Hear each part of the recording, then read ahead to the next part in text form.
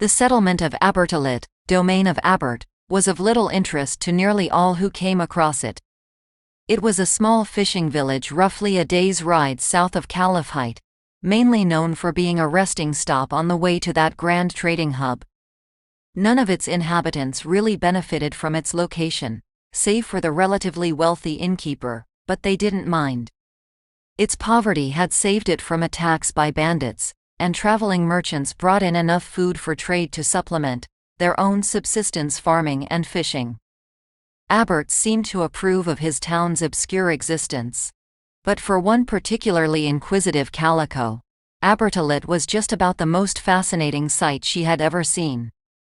Nelia, the little girl jolted, quickly hiding the impromptu game she was playing with rocks and a stick. "Food will be ready in an hour." Her mom continued to yell. "All of our clothing better be washed by then, or you will not be getting any." Nelia sighed as she heard the door slam and picked up one of father's shirts from the basket. Washing clothes was among her least favorite activities, but her parents were always serious when they threatened to withhold her meals. After a few moments of scrubbing the shirt, she felt eyes upon her.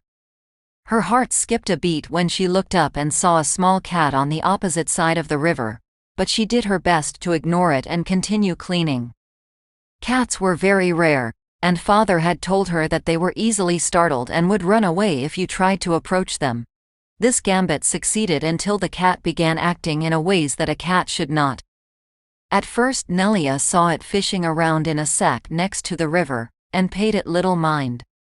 When, out of the corner of her eye, she next saw the cat appearing to throw something from inside the sack onto the river, she couldn't help but look up. And her eyes widened in wonder as she saw some sort of bridge appear out of thin air above the water, which the cat then used to walk directly across and bypass the river entirely. She kept staring as the cat slowly made its way toward her, mouth agape.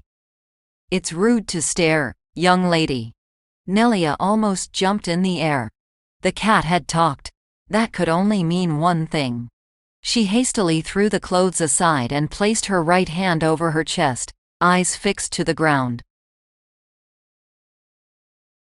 "O mighty Abert, this humble servant thanks you for blessing her with your presence." She carefully recited the phrase Mother had taught her, hoping the powerful God would not demand any further utterances of her. She wasn't sure what would happen next, but about the last thing she was expecting was for Abert to laugh. And yet he did, heartily and for quite some time. "Oh my! I have been called many things, but a god, that's a first. I can assure you I am not Abert." Nelia looked up, her face wrinkled in confusion. Cats don't talk, but if this cat isn't Abert, then what is it? "I can tell you have quite a few questions." "Young lady," the cat said, tilting its head as it spoke. "How about this? I'll ask you a question, and you have to answer truthfully.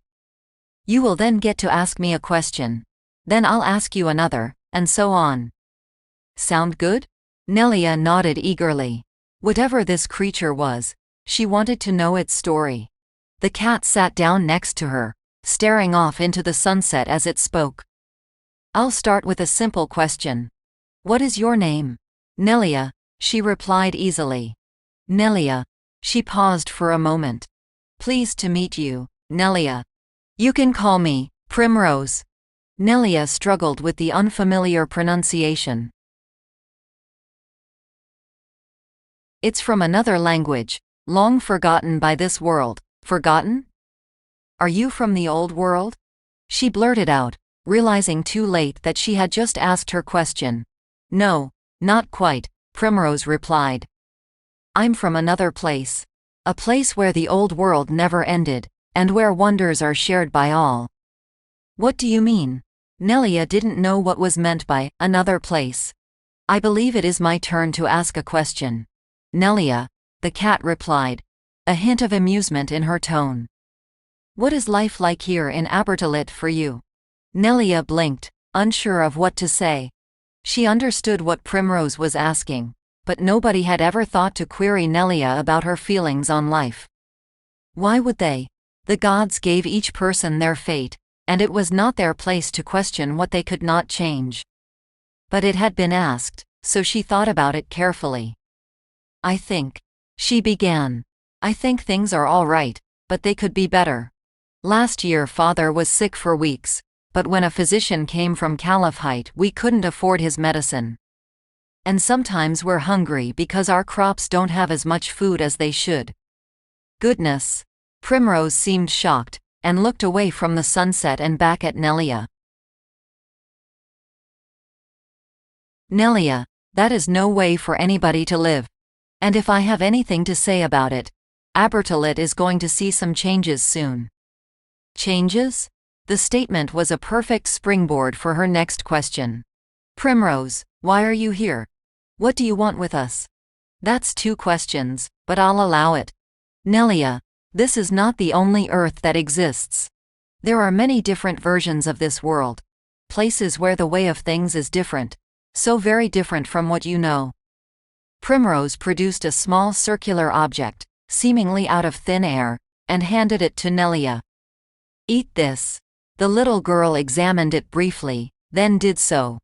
Within seconds, her pangs of hunger vanished. Her stomach was suddenly and inexplicably full, and she felt more nourished than she had in her entire life. That is what we call a food pill, Primrose said. In the world where I'm from, nobody ever wants for food and shelter. It is a land of endless abundance, one where the wonders, you know of, work with the ordinary people to create a beautiful place for us all to live in. Nele's eyes widened again, captivated by the story. I am here, the cat continued, to help you, and everyone else who lives in this world. What do you think of that? Nelia thought for a moment. The gods won't be happy that you are interfering in their plans. Mother said that the world was destroyed as punishment for the mistakes of those who came before us.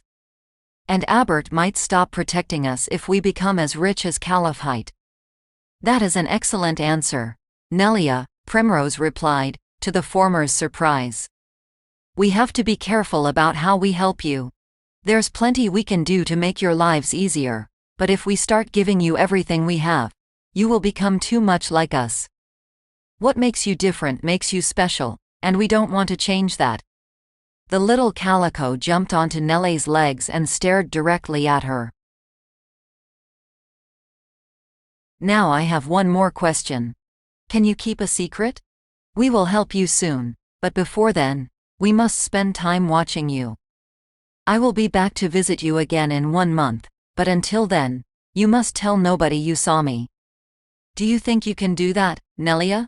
She nodded vigorously, knowing neither of her parents would believe her if she told this story anyways. Good. Primrose jumped down again and walked over to the clothes Nelia had been washing. How about I help you with these? Nelia, what's wrong? Her mother asked sympathetically. You washed our clothes as a cleaner from Caliphite would. You deserve all of your food. Sorry, mother, she replied sheepishly, doing her best to get more of the meal into her very full belly. Even as she tried to eat, her mind raced with thoughts of the talking cat that promised to make their lives better. I will keep your secret, Primrose, but please come back soon. This content is Creative Commons. Relevant attribution can be found in the description.